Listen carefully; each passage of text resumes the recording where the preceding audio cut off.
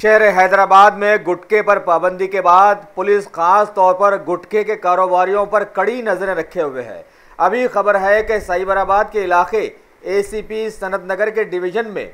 सनत नगर police के अहदेदारों ने sub inspector Shri Krishna की सरकर्दगी में एक इत्तला पर फतेह नगर में धावा करके गुटखे के बड़े कारोबारियों रमेश, चेलाराम और अनिल को गिरफ्तार कर लिया और उनके पास से कसीर मकदार में गुटखे का जखीरा बरामद कर जब्त कर लिया गया और बताया कि सीएम केसीआर गुटखे तंबाकू जो कि कैंसर पैदा करते हैं इससे आवाम को बचाना चाहते हैं, चाहे शराब या गोड़ंबा पीकर आवाम का जो भी हाल हो, है ना।